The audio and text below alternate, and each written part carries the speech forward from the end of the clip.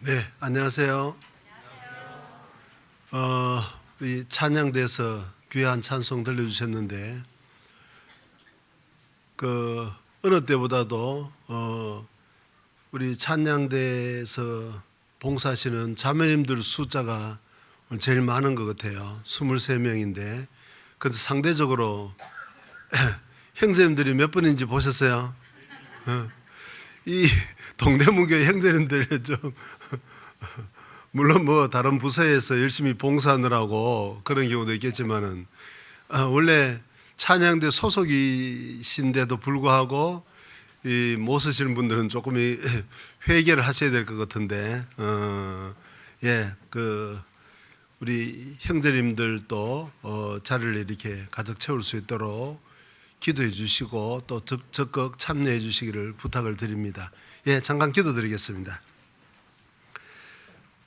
거룩하고 자비로우신 살아계신 하나님 아버지, 크신 은혜를 인하여 진심으로 감사드립니다.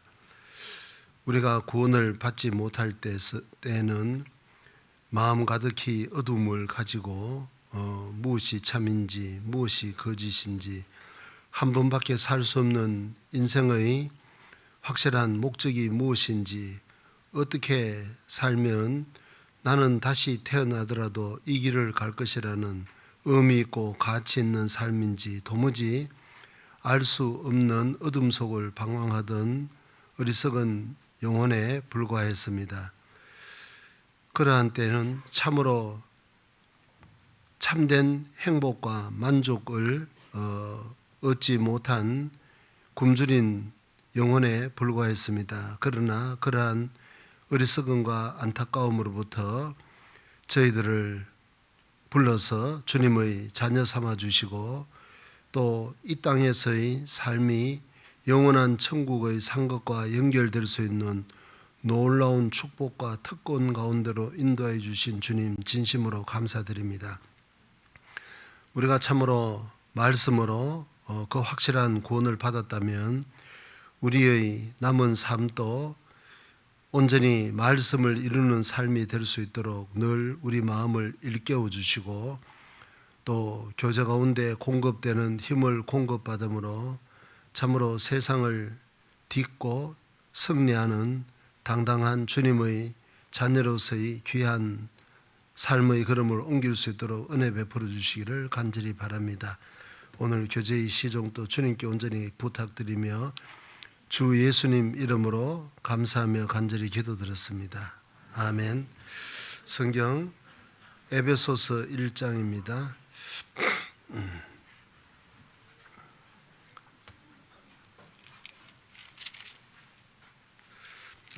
에베소서 1장 19절부터 23절까지 읽겠습니다. 신약성경 에베소서 1장 19절부터입니다. 그의 힘의 강력으로 역사하심을 따라 믿는 우리에게 베푸신 능력의 지극히 크심이 어떤 것을 너희로 알게 하기를 구하노라.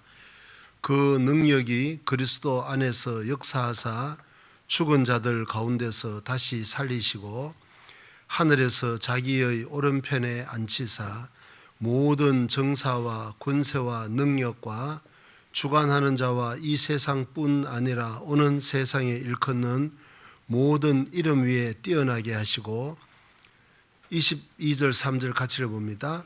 또 만물을 그 발 아래 복종하게 하시고 그를 만물 위에 교회의 머리로 주셨느니라. 교회는 그의 몸이니 만물 안에서 만물을 충만케 하시는 자의 충만이니라. 우리가 지난 시간까지 그 19절 20절을 중심으로 하나님의 능력에 대해서 배워봤습니다. 아시는 것처럼 이 하나님을 올바로 알지 못하는 사람들이 생각하는 하나님의 능력, 아주 기독교인들도 마찬가지죠. 그저 능력하면 어떤 초자연적인 힘을 생각을 하는 겁니다. 아주 불치병이 나았다든지 어떤 깜짝 놀랄 기적적인 일이 나타난다든지 도저히 해결하지 못할 어떤 어려운 일들이 해결이 됐다든지 물론 그런 것도 능력이겠지만 그러나 그런 것은 하나님 보실 때는 아주 부수적인 거라는 거예요. 본질적인 것은 아니라는 겁니다. 여러분 우리가 생각하는 그런 능력은 대부분 창조에 속한 것일 수 있겠죠. 빛이 있으라 하심에 빛이 있었다. 아무것도 없는 것에서 무에서 유를 창조하신 것. 사람은 그런 능력 자체가 근본적으로 없는 거잖아요.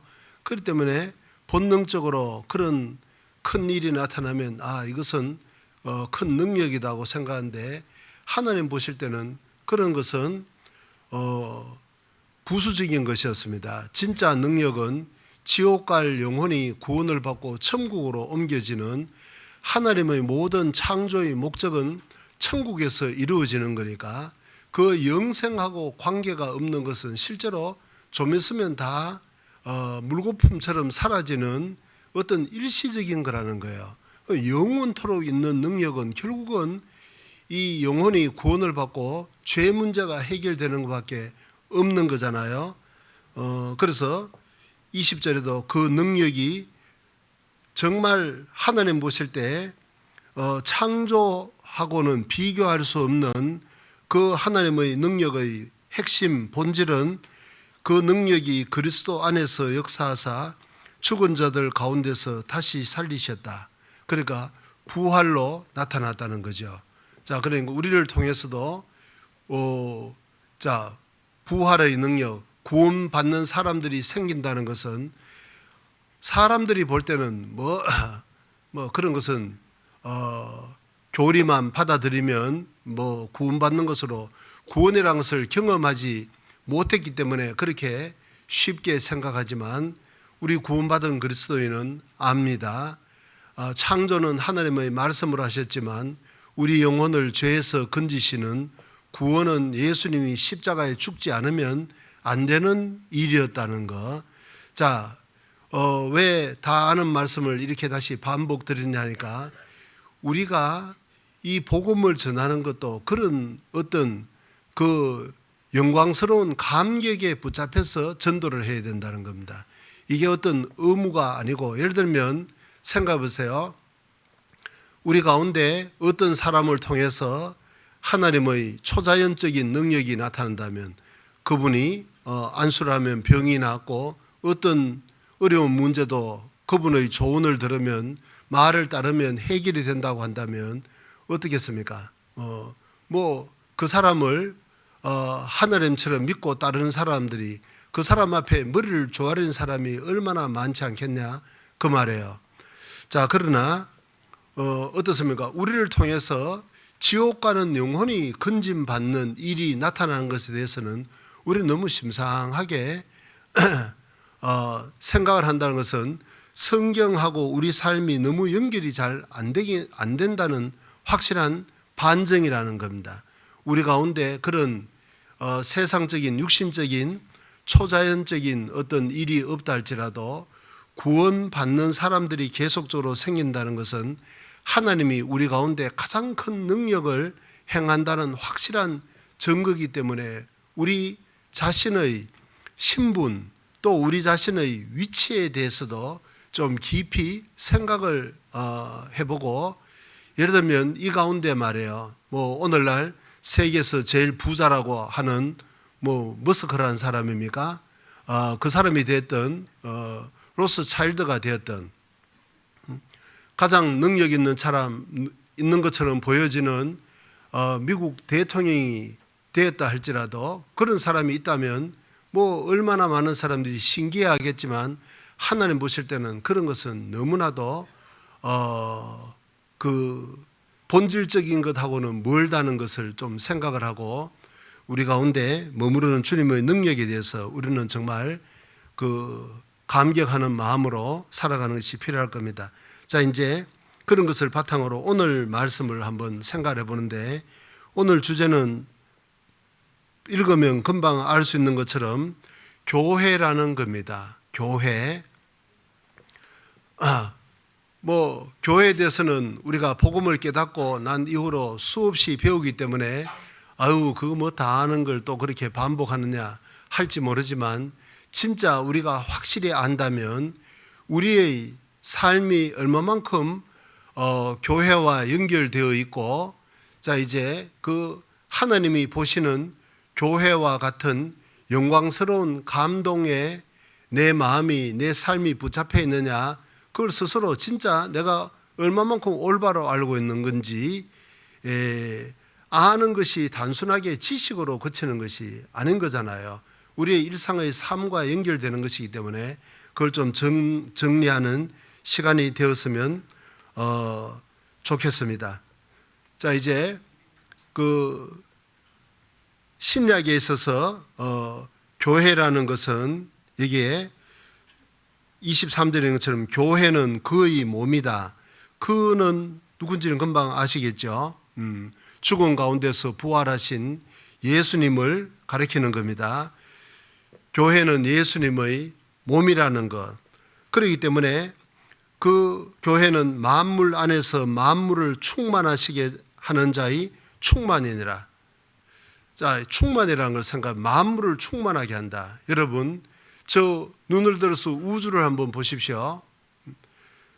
지금 뭐 과학이 엄청나게 발전해서 이제 거의 뭐 인간 수준으로는 마지막 단계라고 할 수 있는 AI라는 것이 사람의 손에 의해서 만들어졌는데 이제 사람이 이 AI에 완전히 종속될 그런 이 시대에 와 있는 거잖아요. 모든 사람은 실제로 두려워하는 겁니다. 예를 들면 그 AI가 본격적으로 이제 이 활동을 하면 우리가 가지고 있는 사람이 가지고 있는 직업의 상당수가 사라질 거라는 겁니다. 여기 의사분들에게 대단히 죄송한 말씀이지만 의사는 그냥 집에서 애나 봐야 되는 겁니다. 의사보다도 훨씬 더 월등하게 정확하게 원인을 찾아내서 고치는데 그 직업이 뭐 하겠냐고. 뭐 법조인들도 마찬가지겠죠. 유전 무죄다, 무전 유죄다 그런 허무맹랑한 단어는 사라져 버릴 겁니다. 정확하게 정말 그 그리스 사람들이 만든 그 재판하는 여신을 보면 어떻습니까? 눈을 가리고 있잖아요. 저울에 달려가지고 저울대로만 기우는 쪽으로 판정을 한다는 겁니다. 그러니까 그 뭐 사람들끼리 담합을 해서 어떤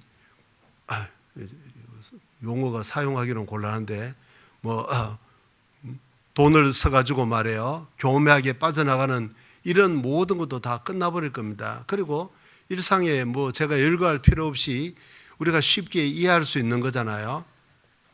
자 이제 그렇게 과학이 정말 상상도 못할 정도로 발전하고 더 이상 발전하면 이게 어떻게 될 건지 우리 삶을 어떻게 바꿔놓을 건지 두려워하는 그런 시대에 살아가고 있지만 어때요? 최고도로 발달한 것지만 전혀 또 엉뚱하게 저 우주의 끝이 있는지 없는지조차도 모르는 거잖아요. 또 작은 그런 큰 거시적인 세계뿐만 아니라 작은 어떤 미세균 하나도 우리가 어떤 면에서 보면 아는 것보다는 모르는 것이 훨씬 더 많다는 것도 엄연한 현실적인 문제인 거잖아요. 자, 그러면 만물을 충만하게 한다고 생각할 때 저 끝이 있는지 없는지도 모르는 저 우주를 가득 채우는 저 수많은 별들 그리고 우리가 바다에 대해서도 모르는 것이 얼마나 많지 않겠습니까? 자, 그 바다 속을 가득 채우고 있는 저 수많은 물고기들 저 산과 들과 숲을 가득 채우는 저 수많은 짐승들 그리고 아무것도 없는 것 같은 그 황량한 뜨거운 허벌판인 그 사막에도 수많은 생명체들이 있는 거잖아요. 그런 것을 완전히 채우는 충만케 하는 창조주 하나님의 충만이 교회에 있다. 이쯤 되면 이제 성경은 분명히 그걸 말씀을 하고 우리는 읽으면 지식적으로는 동의가 되는데 실제로 삶 가운데는 별로 실감이 안 난다 그 말입니다. 그게 뭐 그래 됐는데 그게 나하고 무슨 큰 상관이 있을까? 이쯤 되면 우리가 알고 있는 교회, 그러면 보세요. 교회는 그의 몸이다. 예수님의 몸이고, 예수님은 자 우리 교회는 고린도전서 1장 2절에 있는 말씀처럼, 자 먼저 고린도전서 1장 2절을 한번 보죠. 고린도전서 1장 2절. 고린도에 있는 하나님의 교회, 곧 그리스도 예수 안에서 거룩하여지고 성도라 부르심을 입은 자들과 또 각처에서 우리의 주 곧 저희와 우리의 주 되신 예수 그리스도의 이름을 부르는 모든 자들에게. 자, 여기 좀 길게 설명이 붙었기 때문에 주제를 놓칠 수 있는데, 주제를 딱 찍어서 요약을 해보면 어떻게 돼요? 고린도에 있는 하나님의 교회는, 곧이란 것은 동격이잖아요. 이퀄입니다. 하나님의 교회는 뭐냐? 그리스도 예수 안에서 거룩하여지고 성도라 부르심을 입은 자들이라는 겁니다. 자, 사람을 보고 교회다. 그러니까 구원받은 그리스도인들의 모임을 보고 교회라고 한다는 거예요. 그럼 이 시간 우리 여기 동대문 교회라는 이름으로 이 동대문 지역을 중심으로 구원받은 주님의 자녀들이 모였습니다. 그 틀림없죠? 자, 그러면 그 우리 모임 안에는 아까 다시 에베소서하고 연결을 시켜서 생각을 해봅니다. 에베소서 줄 넣어놓으셨죠? 에베소서 1장 여기 22절에 또 만물을 그 발 아래 복종하게 하시고, 예수님의 발 아래 만물이 복종된다. 뭐 그건 너무 쉬운 이야기고, 그를 예수님을 만물 위에 교회의 머리로 주셨다. 교회는 그의 몸이니, 여기까지도 어려운 점은 없고, 만물 안에서 만물을 충만케 하는 자의 충만이니라. 교회는 예수님의 몸인데 이 주님의 몸 안에는 어떻습니까? 하나님, 자 생각해 보세요. 몸하고 머리하고는 어때요? 분리할 수 없는 거잖아요. 몸과 머리가 분리됐다면 그거는 뭐 좀 용어조차도 사용이 곤란한 이 송장이 아니고 뭐냐 그 말이에요. 몸과 머리는 분리할 수가 없는데 몸은 구원받은 그리스도인의 모임이 틀림없고 이 무리가 틀림없고, 그러면 성경대로라면 우리 육신적으로 보면 무슨 뭐 그런 말이 어디 있느냐, 이 사람이 무슨 몸이고 보이지도 않는데 뭐 머리가 예수라는 것이 그런 말이 어디 있냐 할지 모르지만은 우리는 이 성경이 진리라는 것을 잘 알고 있습니다. 성경을 통해서 보면, 사실인 하나님의 말씀을 통해서 보면 틀림없이 영적으로는 우리는 예수님의 몸이고 예수님은 교회의 머리다. 자, 그런데 그 예수님이 어떤 분이냐? 원래는 창조주였다는 거예요. 그러면 창조주는 그야말로 천지전능한 모든 것을 다 가지신 분인데 우리는 그의 몸이다. 그러면 생각해 보세요. 머리하고 몸은 절대로 분리시킬 수가 없는 거잖아요. 똑같은 겁니다. 본질적으로. 그러면 창조주는 저 끝이 있는지 없는지도 모르는 우주를 별로 가득 채우는 충만한 분인데, 어떤 세계도 생명처로 가득 채우는 충만한 분인데, 그러면 그 충만한 것이 교회 안에도 있다는 겁니다. 이게 오늘 읽은 성경 말씀을 논리적으로 보면 틀림없죠.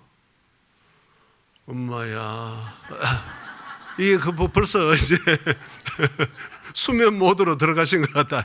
대답이 전혀, 눈 감고 계신 분은 아무도 안 계신데, 이야기 나왔으니까 제가 한 가지 부탁드립니다. 제가 몇 주 전에 주일 말씀 시간에는 외부 강사 시간에 1절 좀 상담을 안 하려고 했는데 어쩔 수 없이 그때밖에 안 된다 그래서 좀 그러다 보니까 좀 일정 시간 지나니까 여기는 안 앉아 계시고 저 바깥으로 뭐 왕래하는 분들이 너무 많아요. 그래서 일절 좀 그런 일이 없도록 자, 그 주님의 몸이 어떻게 그렇게 산만하냐 그 말이에요. 응? 머리는 창조주인데 뭐 몸은 그 좀 이상하지 않습니까? 약간 조금 좀 장애가 심각한 것처럼 그렇게 왔다 갔다 하면 좀 곤란하지 않겠어요?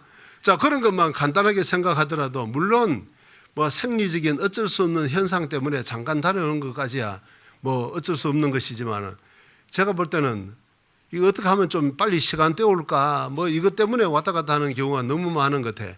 자, 그럼 꼭 좀 부탁을 드립니다. 자, 그런 거 하나만 보더라도 이 말씀이 실제로 내 삶과 연결이 안 되는 경우가 너무 많지 않느냐 그 말이에요. 자, 그래서 오늘 이미 알고 있다고 그렇게 쉽게만 생각하지 말고 실제로 내가 올바로 이해를 하고 있는지, 그렇다면 분명히 머리가 그렇게 영광스럽고 거룩하다면 몸도 그런 삶을 사는 것은 당연하다는 겁니다. 그 창조주의 충만이 우리 몸을 통해서 또 우리 개인의, 우리는 그 몸에 붙은 지체인 거니까 지체를 통해서 하나님의 충만한 생명력이 나타나도록 되는 것이 자, 오늘 말씀의 주제인 겁니다. 자, 그래서 오늘 교회를 이렇게 생각을 해보는데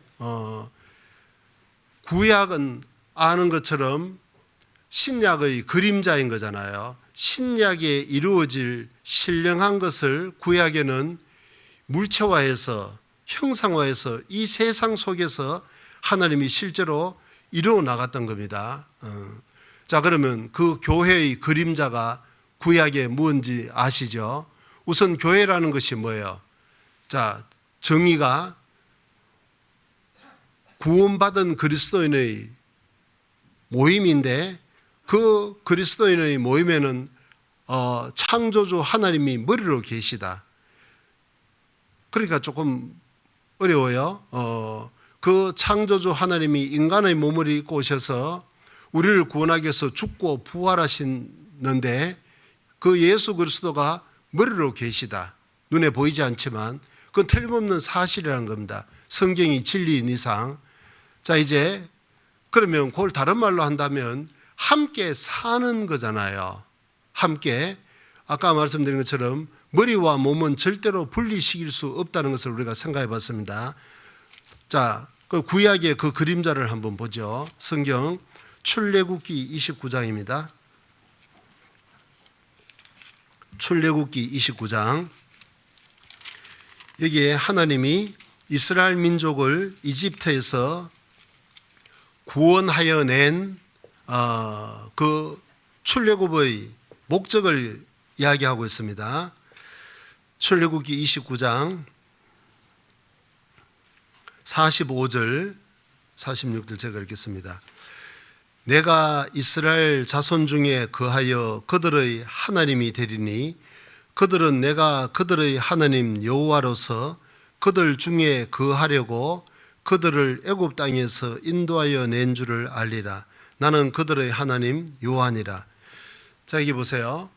하나님이 이스라엘 민족을 400년 동안 종살이하던 이집트에서 구원해낸 목적은 아는 것처럼 유대인들이 그 불쌍해서 뭐 틀림없이 그런 것도 있죠.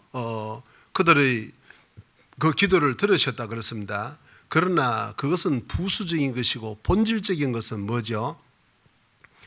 그 유대인들의 뜻보다도 하나님 자신의 간절한 소원이 있었다는 거죠. 뭐냐면 하나님은 그들 중에 거하기 위해서 그들을 불러냈다는 겁니다. 이런 말씀은 이해하는 것이 그렇게 어렵지 않죠. 왜 그러냐면 하나님 자체가 사랑이에요. 하나님은 사랑입니다. 여러분, 사랑이라는 것이 뭐예요? 사랑은 함께 있는 거잖아요. 사랑이라는 것은 나는 당신을 사랑한다. 근데 말로만 사랑하는데 아무런 관심이 없다. 그거는 뭐 말장난이지 그게 무슨 사랑이냐고. 자, 사랑의 결정체는 어떤 부부 관계, 그 가정이라고 할 수 있을 텐데 어떻습니까?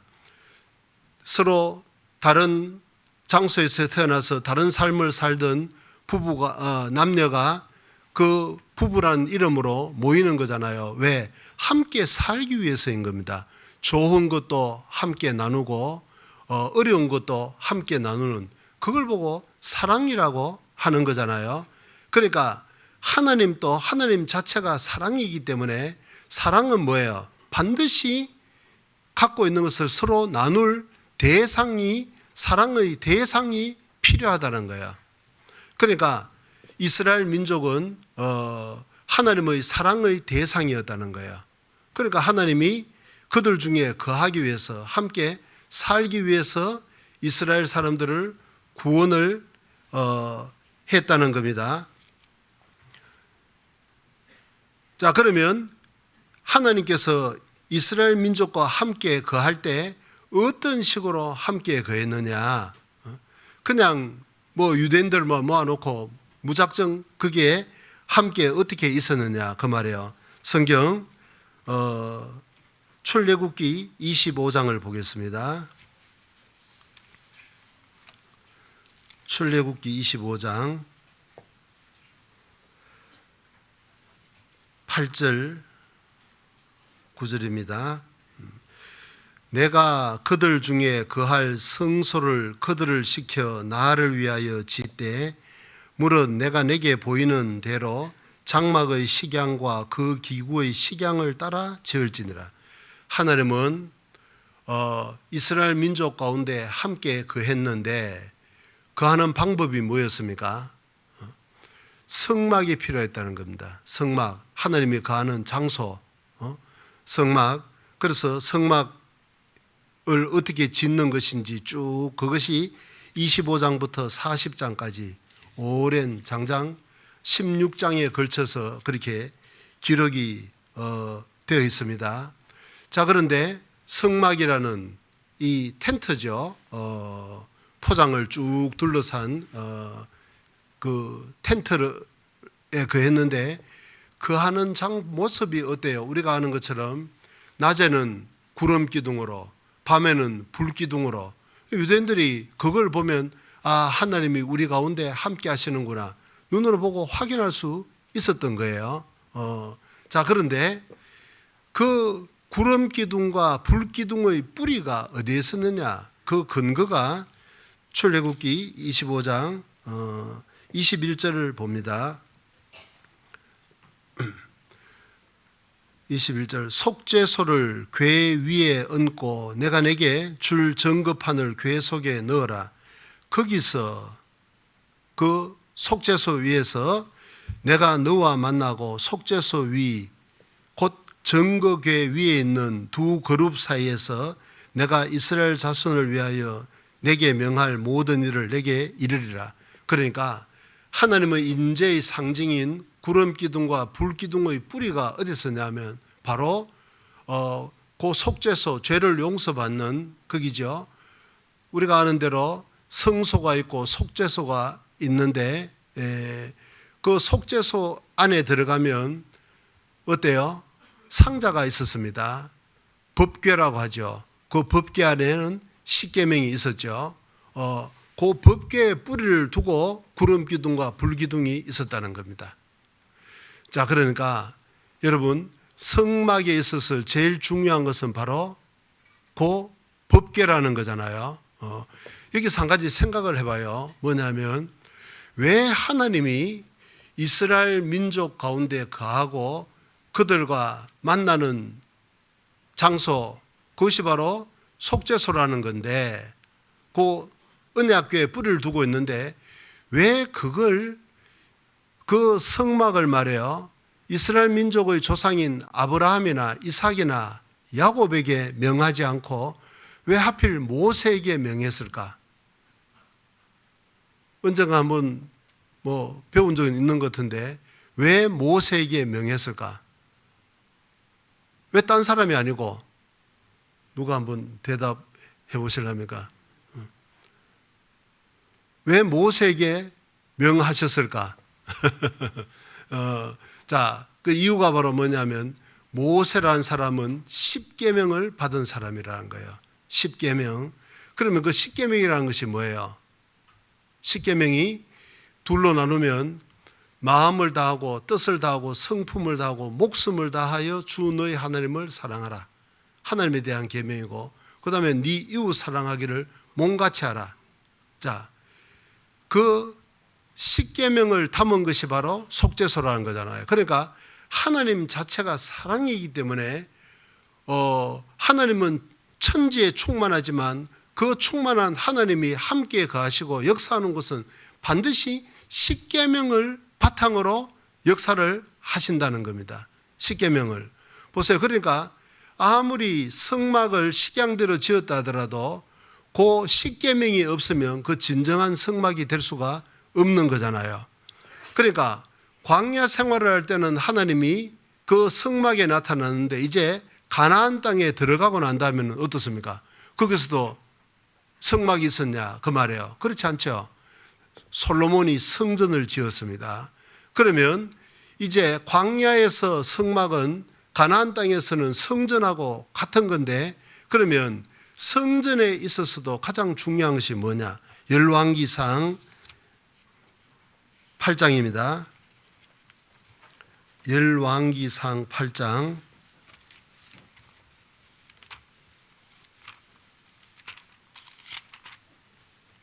13절, 열왕기상 8장 13절에 같이 봅니다.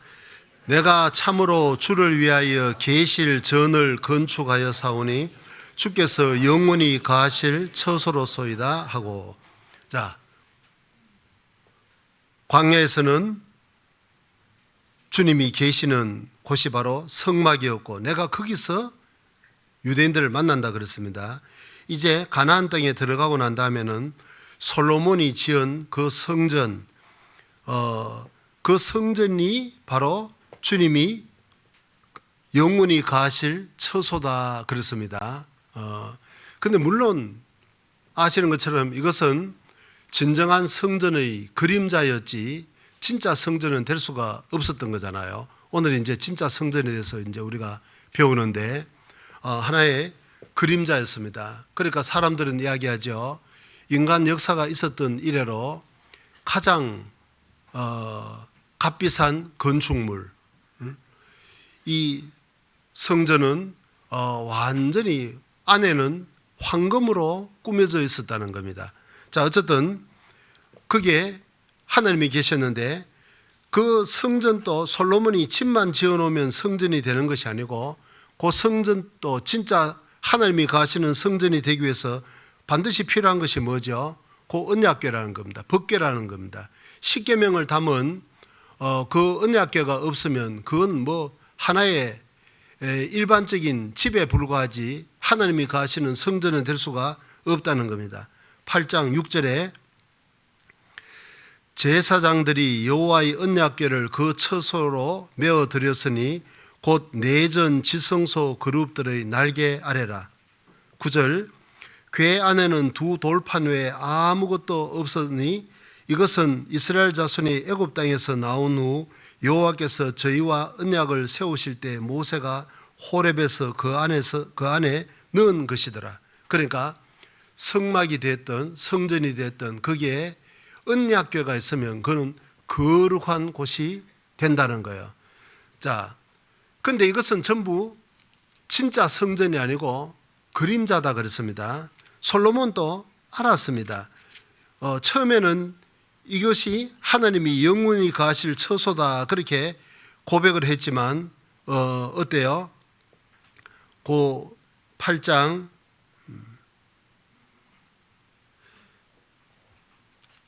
27절 같이 읽어봅니다. 하나님이 참으로 땅에 거하시리까 하늘과 하늘들의 하늘이라도 주를 용납지 못하겠거든 하물며 내가 건축한 이 전이오리까. 그러니까 솔로몬 자신도 이 자신이 하나님을 위해서 지은 이 성전이 영원한 거처가 된다는 것을 못 된다는 것을 알았던 겁니다. 그러니까 우리가 아는 대로 이 솔로몬 성전은 어떻습니까? 바벨론이 세 번째 침공을 했을 때 BC 586년에 완전히 불로 사른바되고 그 안에 있던 기물들은 전부 바벨론으로 다 옮겨가 버렸잖아요. 그러면 그 하나님의 거하실 그림자가 사라진 것은 이해가 되는데, 그러면 실체는 뭐냐 그 말이에요. 그림자가 있으면 실체가 있을 게 아니에요. 실체가 뭡니까? 진짜 성전이 되기 위해서는 반드시 필요한 한 가지 조건이 있다 그랬죠. 그게 바로 십계명이라는 것이었습니다. 그러니까 그냥 물질적으로 그 십계명을 담은 언약궤만 있으면 그게 성전이 되는 것이 아니고, 그 십계명의 뜻이 온전한 목적이 완전히 이루어지는 장소가 되어야 된다는 거예요. 그게 뭐겠습니까? 생각해 보십시오. 성막을 지었던 그 모세도 살인자였고, 이 성전을 지었던 솔로몬도 우상 숭배를 하는 죄인의 전형적인 모습이었습니다. 그러면 진짜 성전이 되기 위해서는 목숨을 다해서 하나님을 사랑하고 이웃 사랑하기를 내 몸같이 하는 그 주님의 사랑이 전혀 제한 없이 완벽하게 이루어져야 되는 거예요. 그런 것이 어디 있습니까? 이 땅에서 예수님 몸 안에서는 그게 실제로 그러했다는 거잖아요. 성경 요한복음 2장입니다.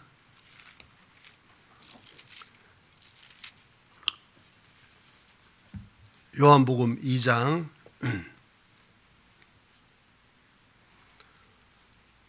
21절 19절부터 제가 읽습니다.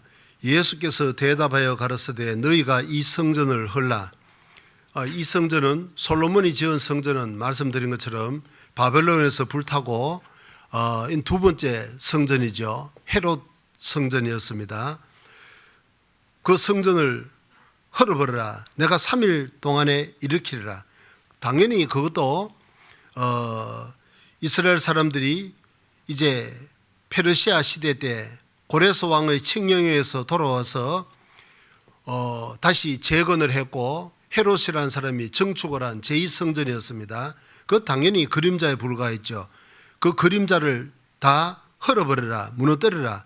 내가 3일 동안에 일으키리라. 진짜 성전을 예수님이 이렇게 세우신다는 거예요. 유대인들이 가로되 이 성전은 46년 동안에 지었거늘 내가 3일 동안에 일으키겠느냐 하더라. 그러나 예수는 성전된 자기 육체를 가리켜 말씀하신 것이라. 자, 여러분, 성전의 진정한 의미가 뭐라고요? 십계명이 완벽하게 이루어지는 곳이라는 거예요. 그런데 그것이 이 땅에서 사람이 지은 성막이 됐든 성전이 됐든 그런 것이 있을 수 없었지만, 예수님이 오셨을 때는 예수님 몸 안에서는 어때요?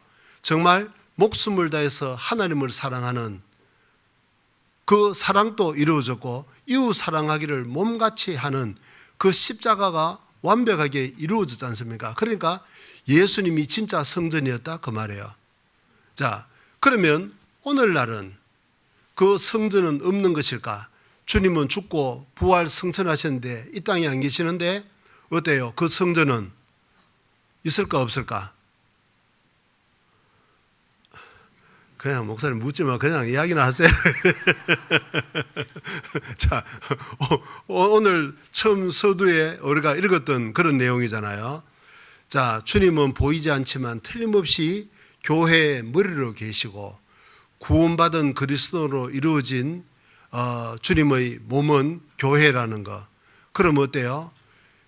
이 교회가 진짜 성전의 실체라는 겁니다. 교회가. 근데 이제 전혀 실감이 안 난다 그 말이에요. 뭐가 이거 내 생활을 보면 주님 앞에 꺼내놓지 못할, 주님은 고사하고 사람 앞에도 내놓지 못할 수많은 문제점이 있는데 부담이 된다. 자, 그런데 문제는 뭐냐 하면, 이 땅에서 완벽한 교회는 시작은 없었을지라도 점점 완전한 그리스도의 장성한 분량이 이르도록 자라가야 되는 겁니다. 그 목표를 향해서 교회가 성장해 가야 된다 그 말입니다. 자, 그러니까 우리가 진짜 교회가 되기 위해서는 무엇이 일단 기본적으로 이루어져야 돼요? 목숨을 다해서 하나님을 사랑하는 마음이 있어야 된다는 거예요.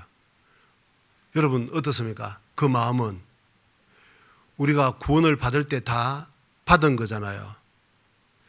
글쎄다, 나는 뭐 구원은 받았는 것 같은데 그런 마음은 없다. 그런 구원은 없습니다. 세상에 그런 구원이 어딨냐고. 정말 우리가 구원을 받을 때는 어때요? 십계명이라는 것이 내 마음속에 이루어지는 것을 우리는 경험합니다. 보세요. 지옥이라는 것이 마음속에 딱 믿어지면 사람은 본능적으로 목숨을 다해서 하나님을 붙잡습니다. 하나님 제발 나를 좀 이 지옥에서 건져달라는 간절한 기도, 그걸 보고 회개라고 말씀을 하잖아요. 우리는 그거 다 경험했습니다. 아직까지 글쎄 나는 그건 잘 모르겠다. 나는 지옥에 대해서 고민해보지 않았는데 그런 사람은 틀림없이 빨리 구원을 받으셔야 되는 겁니다. 자, 어쨌든 이제 그런 간절한 마음으로 주님을 붙잡을 때 어때요?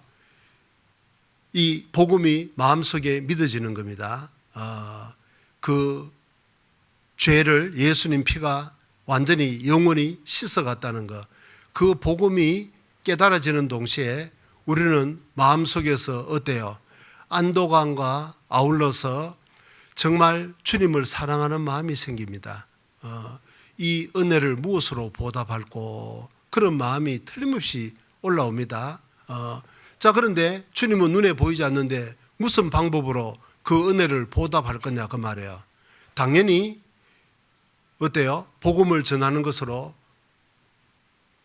보답하는 것을 사람은 누가 일일이 불러서 설명하지 않아도 본능적으로 압니다. 생각해 보십시오. 만약에 예수님이 지금 이 땅에 계시다면 뭘 하겠냐 그 말이에요. 지금 이 땅에 계시다면 가끔씩 말해요. 어떤 큰 그 기독교 방송을 보면 뭐 사람들이 뭐 워십이라 그래요. 경배한다 그러고 눈을 감고 뭐 손을 흔들고 무슨 뭐 심취한 것처럼 눈물을 흘리고 하는데 그거 좋은데 문제는 뭐냐면 그렇게 하기 전에 마음속에 정말 나를 지옥에서 건져주신 그 주님 은혜 감사하고 어떻게 하면 아직까지 이 복음을 깨닫지 못한 저 지옥 가는 주변 사람들을 건질까 그 간절한 마음이 있느냐 그 말이에요. 그런 마음은 전혀 없는데 무슨 어디에 심취한 것처럼 그런 종교인들은 기독교 아니어도 많습니다. 제가 경험했던 수많은 힌두 교도들 그런 사람들 가면 인도라는 나라 자체가 십수억이 된다고 하는데 그 붙은 3천만 이상 되는 네팔 그러니까 근 20억 가까이 되는 사람들이 전부 그런 종교에 심취해 있다 그 말입니다. 그러니까 여러분 정말 그 십계명이 마음속에 이루어지지 않고도 어떤 종교적으로는 그런 무언가에 심취한 모습을 보일 수 있습니다. 그러나 하나님 보실 때는 그건 본질하고 아무 상관도 없는 가정한 일이다 그 말입니다. 우상숭배다 그 말이에요. 생각해 보십시오. 예수님이 지금 이 땅에 계시다면 뭘 하겠냐고. 그래 손을 흔들고 야단스럽게 무엇에 신기 든 사람처럼 그런 일을 할까? 아니면 어떤 사람들이 하는 것처럼 병든 사람들 불러 모아놓고 안수를 해서 고친다고 야단 법석을 떨까? 방언하고 입신한다고 밤에도 말이에요. 불러 모아놓고 불 꺼놓고 그렇게 떠드는 것일까? 그렇지 않겠죠. 주님이 이 시간 이 땅에 계시다면 손자국과 손에 못 박힌 그 못자국과 가슴에 찔린 창자국을 온몸에 맞은 채찍자국을 보이면서 내가 네 죄 때문에 네 죄를 지고 너 대신 이런 심판을 당했다. 그리고 내 피를 다 흘리고 그 피로서 네 죄를 영원히 씻었다. 제발 그 복음을 깨닫고 함께 천국에 가자. 그것 왜 그보다 더 중요한 일이 어디 있겠냐 그 말이에요. 뭐 병 고치고 문제를 해결하고 무슨 신령한 심취를 하고 어느 것이 본질적인 것이고 어느 것이 정말 중요하고 영원한 것이냐, 어떤 것이 하나님의 말씀하고 일치되는 것이냐. 어떻습니까? 우리 구원받은 그리스도인은 본능적으로 아는 거잖아요. 왜 그래요? 바로 십계명이 마음속에 이루어졌기 때문에 그렇다는 겁니다. 자, 그러니까 그런 마음을 가지고 모인 사람들의 모임이 바로 주님의 몸된 교회라는 거예요. 우리 동대문 교회가 정말 하나님 보실 때 정상적인 하나님의 모든 충만이 실제로 거하는 교회라고 한다면 어떻습니까? 우리 교회가 지향하고 있는 것은 반드시 그 십계명이 이루어진 정말 하나님을 사랑하고 지옥 가는 영혼을 건지고자 하는 간절한 마음으로 모인 무리가 되어야 된다 그 말입니다. 성경 마태복음 18장입니다. 마태복음 18장 20절에 20절 같이 읽어봅니다. 두세 사람이 내 이름으로 모인 곳에는 나도 그들 중에 있느니라. 두세 사람이 내 이름으로, 예수님의 이름으로 모이는 것이 중요하다는 거예요. 그냥 구원받은 두세 사람 아무 생각 없이 오늘 구역 모임이니까 무슨 모임이니까 모인다. 그건 별로 의미가 없다 그 말입니다. 내 이름으로, 예수님의 이름으로 모이는 것이 중요하다는 거예요. 이름이라는 것이 뭐예요? 그 사람 전체를 나타내는 거잖아요. 내면적인 인격, 외적인 하는 일, 그걸 아울러서 이름이라고 하는 겁니다. 그 사람 자체입니다. 그러니까 우리가 주님의 이름으로 모였다는 것은 뭐죠? 내 이름이 아니고 내 목적을, 내 뜻을, 내 계획을 이루기 위해서가 아니고 주님의 이름으로. 예수님이 여기에 이 시간 계시다면 뭘 하시겠냐 그 말이에요. 당연히 그 십계명이 이루어지는, 목숨을 다해서 하나님을 사랑하고 이웃 사랑하기를 몸같이 하는 그런 마음을 가지고 계시겠죠. 우리도 그런 마음을 가지고 모여야 된다 그 말이에요. 요한 1서 4장입니다. 신약 성경 저 뒷부분 요한 1서 4장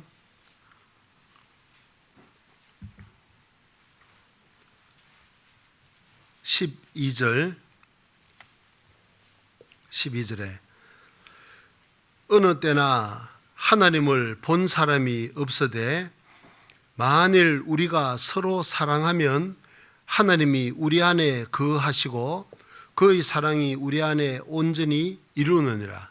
자, 보세요. 어느 때나 한 사람을 본 사람이 없으되, 설명할 필요가 없죠. 그러나 만일 우리가 서로 사랑하면, 조건입니다. 우리가 서로 사랑하면, 내가 너희를 사랑같이 너희도 서로 사랑하라. 서로 사랑하면 하나님이 우리 안에 거하시고 그 사랑을 바탕으로, 그 십계명이 이루어지는 그 사랑을 바탕으로 하나님이 우리 안에 거하시고 그의 사랑이 지옥과 영혼을 건지는 사랑뿐만 아니고 정말 하나님이 자신의 친자녀에게 주고자 하는 모든 충만한 것이 우리 안에 온전히 이루어진다는 거예요. 여러분, 우리가 정말 이 말씀을 확실하게 깨닫고 삶 속에 적용한다면 우리 삶이 얼마나 풍요로워지지 않겠냐 그 말이에요. 예를 들면 하나님이 만약에 말이에요, 눈에 보인다면 어떻게 될 것 같습니까? 우리가 아침에 눈을 딱 뜨면 하나님이 말해요, 우리 눈에 보인다면 오늘은 나를 이쪽으로 따라오너라, 이 길로 가자, 이렇게 우리 눈앞에 보인다면 아마 조금 종교적인 일성이 있는 분들은 정말 죽기까지 충성할 겁니다. 자, 그런데 여기 말씀을 통해서 하나님이 어디 계신지 확실하게 보여주고 계시잖아요. 우리가 서로 사랑하면 하나님이 우리 안에 거하신다는 거예요. 서로. 왜 우리가 서로 사랑을 해야 되는 것이냐. 너무 잘 아는 내용이죠. 그 옆에 5장 1절에 예수께서 그리스도이심을 믿는 자마다 하나님께로서 난자니 또한 내 신이를 사랑하는 자마다 그에게서 난 자를 사랑하느니라. 내 신이는 우리를 어떻습니까? 주님의 자녀로 거듭나게 하신 분. 그는 예수님이잖아요. 구원받은 그리스도인은 우리를 구원받게 하신 주님을 당연히 사랑합니다. 그것도 없으면 무슨 구원이냐고. 자, 그런데 주님을 사랑하는 자마다 그에게서 난 자, 예수님에게서 난 사람, 구원받은 다른 그리스도인을 사랑한다는 겁니다. 여러분, 이 세상에서도 마찬가지잖아요. 우리가 아무런 근거 없이 이유 없이 나와 전혀 상관없는 사람을 만나자마자 사랑하는 그런 마음은 생기지 않습니다. 이성 간에 어떤 그런 정욕적인 충동은, 감정은 올라올지 몰라도 어떻습니까? 우리가 태어나면서 한 부모 밑에 태어나서 어릴 때 추억을 공유한 그 형제, 자매하고 어떻게 처음 만나는 생면부지의 처음 만나는 사람하고 같은 감정을 갖고 있을 수 있겠냐고. 말도 안 되는 이야기인 겁니다. 세상에서는 피는 물보다 진하다, 그런 격언이 있잖아요. 저도 개인적으로 경험적으로 압니다. 어느 때가 돼가 구원받기 전에 세상에서 방황할 때 말이에요. 주변 사람들은 전부 다 인간 안 될 거라고 아주 상대를 하지 않더라고. 그런데 끝까지 기다려주고 믿어주고 참아주는 사람은 가족들밖에 없더라고요. 우리가 어려운 일이 있을 때도 어떻습니까? 마지막으로 울타리가 되어주는 사람은 가족이지, 무슨 남이 나한테 무슨 관심을 갖느냐고. 달면 삼키고 서면 뱉는 것이 세상이라는 거잖아요. 자, 우리가 육신적으로도 그러한데 구원받은 후에는 더욱더 그러하다는 겁니다. 아무런 근거 없이 우리가 사랑하지 않는다는 거예요. 구원을 받아야만 내 신이를 사랑하는 자, 나를 구원해 주신 주님을 사랑한 자는 또 다른 구원받은 그리스도인을 사랑하게끔 되어 있다는 겁니다. 자주 말씀드리죠. 자, 이런 것을 이제 해외에서 선교 생활을 하다 보니까 정말 절감하게 되더라는 거예요. 어떤 나라에 갔는데, 그냥 말씀드리죠. 네팔이랑 갔는데 한마디도 알아들을 수도 없고 한마디도 할 수도 없는 거예요. 완전히 그 나라에서는 귀머거리고 벙어리에 불과하다, 그 말입니다. 제가 그 나라에 간 목적은 이 복음을 전하기 위해서 갔는데 할 수 있는 것이 아무것도 없는 거예요. 그러니까 일단 기본적으로 가장 필요한 사람이 통역인 겁니다. 제 귀가 되어주고 제 입이 되어줄 통역. 그 사람 없으면 저는 아무짝에도 쓸모가 없는 거예요. 죄송한 말씀, 밥이나 축 내지 아무런 인간으로서 활동이란 것이 없다, 그 말, 생명 활동이란 것이 없다, 그 말입니다. 자, 그러니까 어때요? 육신적으로는 좀 안 맞는 것이 있어도 그 사람을 내가 의존할 수밖에 없고 그 사람이 꼭 필요하다, 그 말이에요. 그 사람이 없으면 내 존재 가치 자체가 없어져 버리는 거니까. 자, 통역이 필요하고, 그 다음에는 어때요? 그 통역과 함께 어떤 사람을 전도해서 그 사람이 구원을 받아야만 또 그 사람이 자연스럽게 가족들을 중심으로 전도해서 인도해 오죠. 통역하고 저하고 둘만 있으면 저희 존재 가치가 드러날 수 있느냐, 그 말이에요. 어림도 없다는 이야기입니다. 그러니까 그 사람을 데리고 오는 사람이 필요하고, 나머지는 이제 우리가 교회 생활을 하면서 경험하는 거니까 이야기할 필요 없겠죠. 우리 교회도 마찬가지인 거잖아요. 제가 이게 담임 목사라는 이름으로 있지만 저 혼자서 할 수 있는 것이 뭐 있겠냐고. 아무것도 할 수가 없는 거지 않습니까? 누군가는 인도에 오시는 분이 필요하고 인도에 오시는 분을 차도 대접하고 잘 친절하게 안내하는 도와줄 형제 자매들이 필요하고 또 식사 때가 되면 정성스럽게 먹을 것을 준비해서 대접을 하는 어머니의 봉사가 필요하고 보이지 않는 곳에서 주차에 힘쓰는 그런 형제 자매들 기도하고 청소하고 모든 것이 합력해서 선을 이루는 것이지 한 사람이 있으면 전혀 하나님의 뜻을 이룰 수가 없다 그 말입니다. 그러니까 가만히 생각하면 우리는 서로가 다 필요한 존재라는 거예요. 저 형제님이 저 자매님이 없으면 나라는 사람의 존재 가치가 아무것도 없는 것이 바로 교회다 그 말입니다. 그렇지 않습니까? 이 전혀 동의가 안 되시는 것 같아요. 자, 그러니까 우리는 서로가 필요한 존재다 그 말이에요. 저분이 없으면 내가 할 수 있는 것이 아무것도 없고 주님의 뜻에 내가 참여할 수 있는 것이 아무것도 없고 또 저 형제 저 자매 입장에서도 내가 그분이 하고자 하는데 반드시 도움이 된다는 거예요. 그게 바로 교회다 그 말입니다. 그러니까 처음부터 완전한 교회는 없을지라도 우리는 그런 근본적인 완전한 하나님의 목적에 참여할 수 있는 유일한 종류의 사람이 바로 구원받은 그리스도인이라는 거예요. 여러분 생각해 보세요. 이런 지식을 가지고 있는 사람이 이 세상에 누가 있겠냐 그 말이에요. 세상에서는 어때요? 우리보다 유능한 사람들, 똑똑한 사람들 부지기수입니다. 뭐 제가 젠슨 황인가 뭐 그 양반이 뭐 하는 사람인지는 잘 모르겠지만은 어쨌든 그 뉴스에 열었다 하면 항상 그 사람이 나와요. 온 국민의 관심이 그 사람 뒤통수에 쏠려 있는 것 같아. 예? 누굴 만나고 뭐 어디에 가서 뭘 하고 삼겹살을 먹고 온통 하여튼 영향력이 큰 것은 틀림없는 것 같아요. 오늘 오셨어요? 바빠서 못 온 것 같은데 어쨌든 간에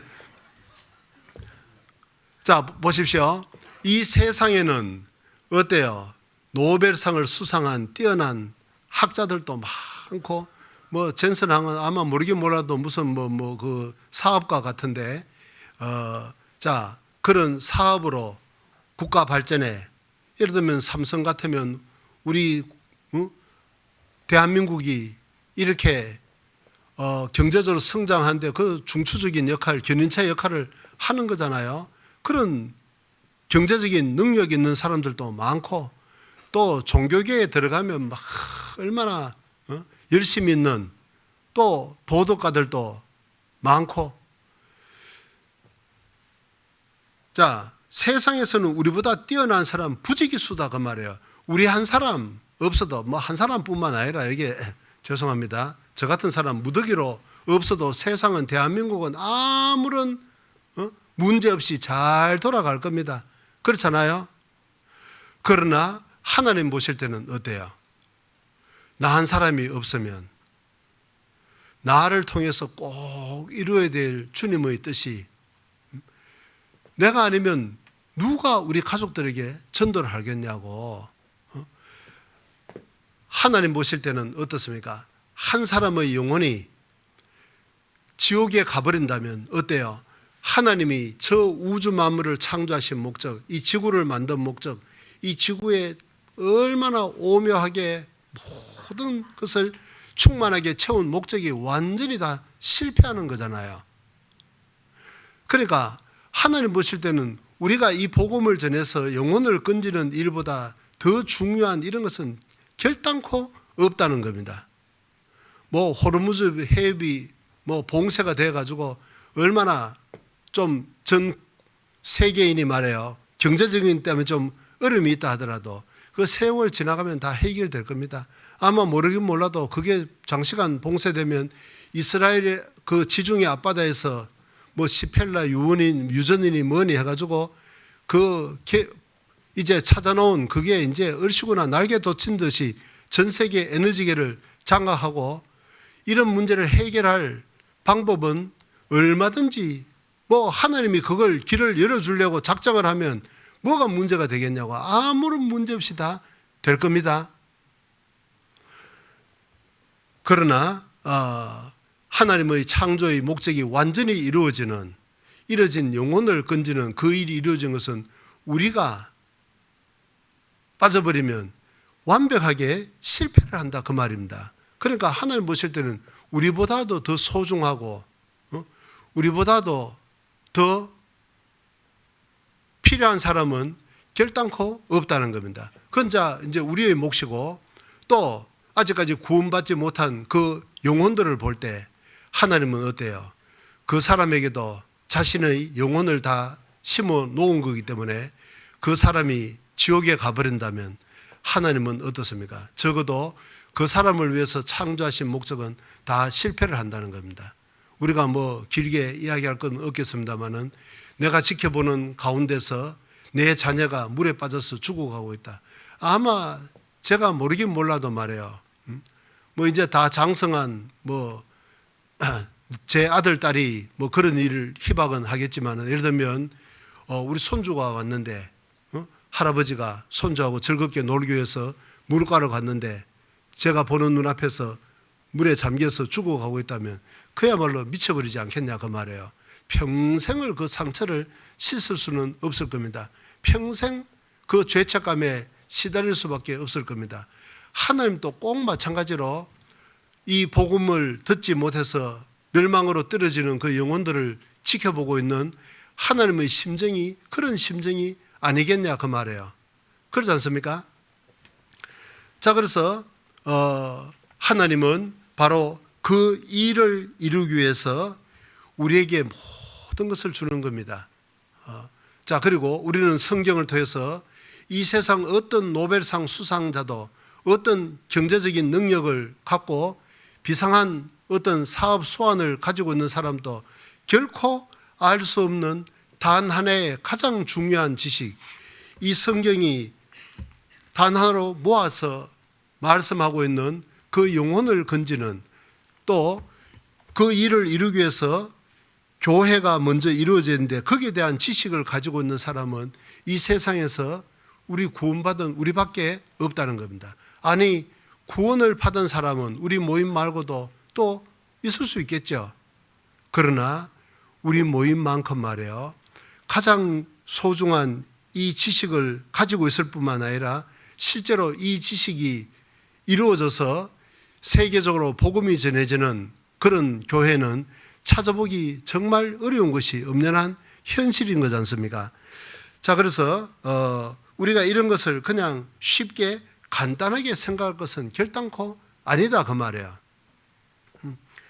그러니까 예를 들면 이런 거 한번 생각해 보세요.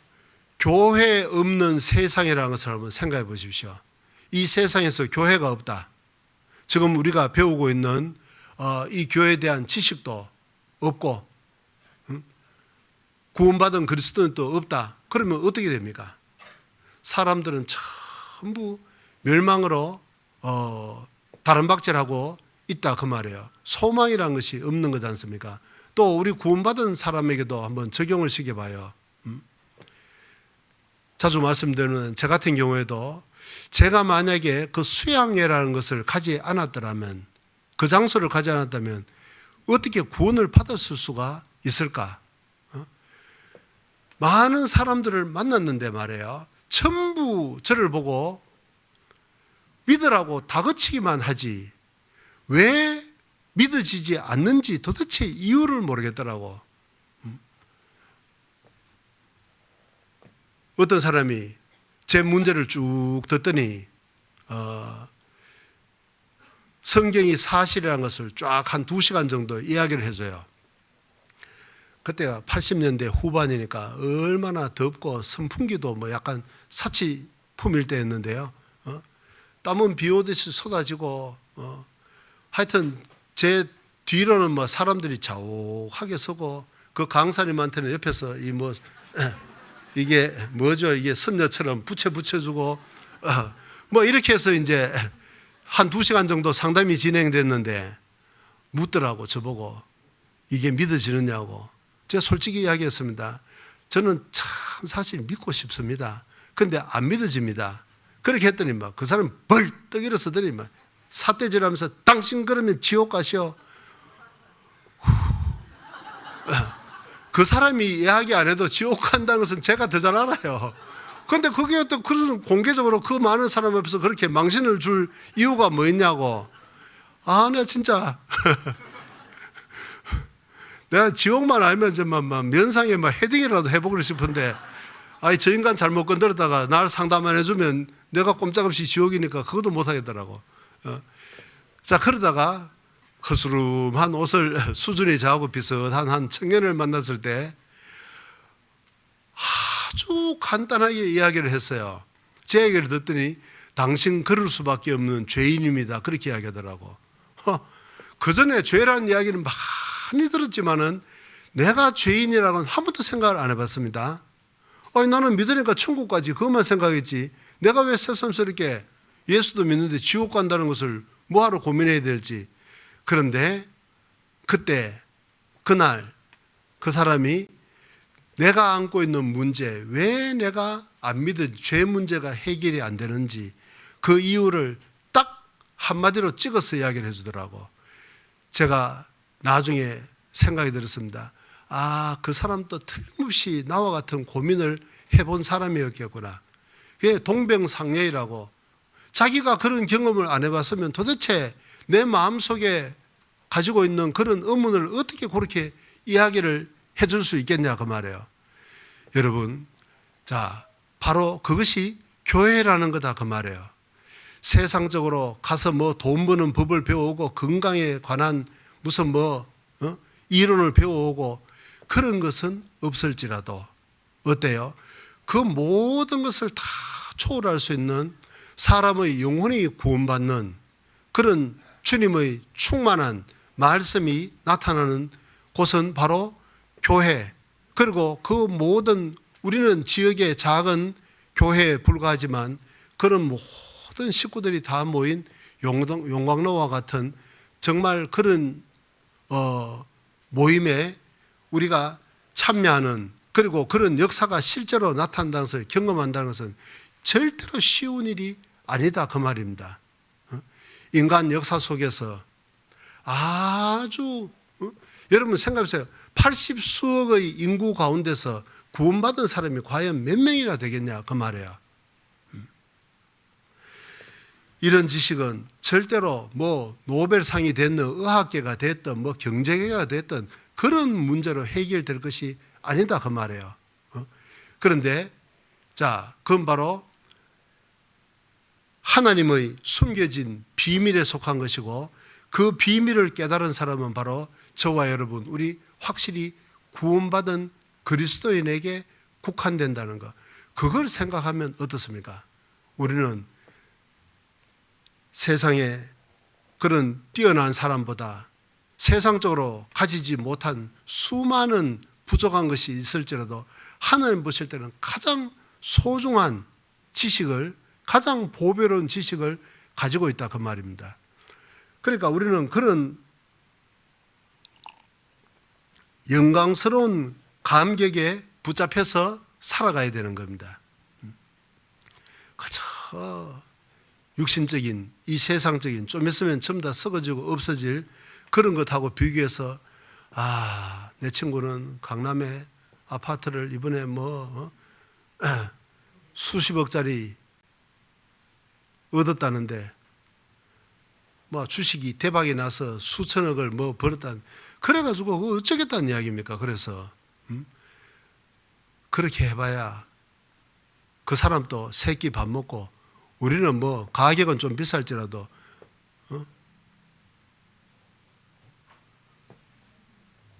어때요? 영원한 천국이 내 것인데 그게 무슨 문제가 됐냐 그 말이에요. 자, 성경 골로새서 3장입니다. 골로새서 3장 1절부터 읽겠습니다. 그러므로 너희가 그리스도와 함께 다시 살리심을 받았으면 위의 것을 찾아라. 거기는 그리스도께서 하나님 우편에 앉아 계시느니라. 위의 것을 생각하고 땅의 것을 생각지 말라. 이는 너희가 죽었고 너희 생명이 그리스도와 함께 하나님 안에 감추었음이니라. 같이 읽어봅니다. 우리 생명이신 그리스도께서 나타나실 그때 너희도 그와 함께 영광 중에 나타나리라. 자, 그러므로 너희가 그리스도와 함께 다시 살리심을 받았거든. 그 부활의 능력을 경험했거든. 가장 큰 그 능력을 경험했으면 위의 것을 찾아라. 구원받은 그리스도인답게 영생하도록 있는 것을 찾아라는 겁니다. 우리는 그 보배로운 지식을 가졌습니다. 이 세상에 그런 지식을 가진 사람이 어디에 있냐 그 말이에요. 노벨상을 10개 받은 그 지혜자가 가졌느냐? 어림도 없는 이야기죠. 이런 지식은 우리밖에 없는 거잖아요. 여러분, 아까 우리가 능력에 대해서 서두에 생각을 해봤는데 조금만 더 생각해 보죠. 성경의 창조에 관한 내용은 어떻습니까? 얼마만큼 기록되어 있습니까? 우리가 한 대로 창세기 1장 2장이면 끝나는 겁니다. 창조. 그런데 사람들은 창조의 2장에 불과하게 기록된 그 짤막한 기사를 들여다보고도 상상을 못하는 겁니다. 우리 몸속에 있는 세포를 이루고 있는 그 유전 정보를 담은 DNA, 그게 몇백 조개의 정보를 담고 있고, 말이 무슨 1조를 한 사람이 만약에 말해요. 구슬을 갖다 놓고 하나 둘 센다면 얼마쯤 걸릴 것 같습니까? 그러니까 왜 무슨 일이 있습니까? 빨리 끝내라는 신호 같은데 한 3분 내로 끝내겠습니다. 근데 무슨 이야기하다 잊어버렸네.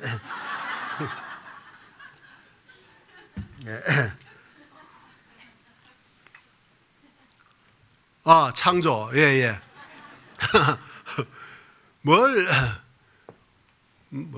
DNA 하나에 들어있는 정보를 천권으로 얼마 1000페이지로 이루어진 그런 책을 몇천 권을 어떻게 하고 말이 그렇게 하지. 천문학적이다 그 말입니다. 작은 세포의 세계도 그러하거든. 하물며 저 끝이 있는지 없는 우주에 관해서 저 수많은 별들에 관해서 하나하나의 생명체에 대해서 우리가 다 인간의 언어로 설명을 한다면 그 상상하기 어려운 거잖아요. 자, 그런데 사람 볼 때는 그러니까 무한하다 그렇게 이야기하는 겁니다. 전지전능하다고 표현하는 겁니다. 그러나 그 모든 것을 창조한 하나님이 보실 때는 그 창조의 가능성은 2페이지면 충분하다 그 말입니다. 그 다음에 종교인들이 그렇게 신봉하는 율법에 관해서는 어떻습니까? 우리가 아는 대로 출애굽기 20장부터 24장까지 5장에 기록되어 있습니다. 그리고 핵심 내용은 20장으로 사실은 거의 끝나고 나머지는 그걸 어떻게 적용할 건지 민법에 대해서밖에 없는 거잖아요.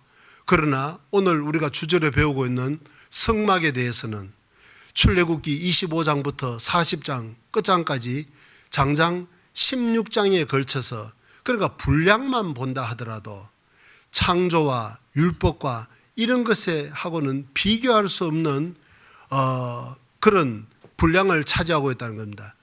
그 한마디로 말하자면 바로 하나님의 사랑에 관한 것이라는 거예요. 그리고 교회의 본질적인 부분에 관한 거라는 겁니다. 그러니까 우리가 이런 지식을 갖고 있다는 것을 심상하게 생각하면 안 됩니다. 상상도 못할 이런 지식을 가지고 그게 지식으로 그치지 않고 천국에 가면 이 모든 우리의 지식이 실제로 현실로 경험하게 될 텐데, 거기에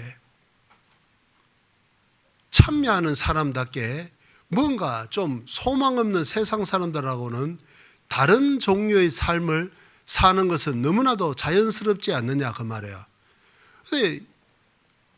임금의 아들이 임금이 죽으면 이어서 왕이 될 사람이 말이에요.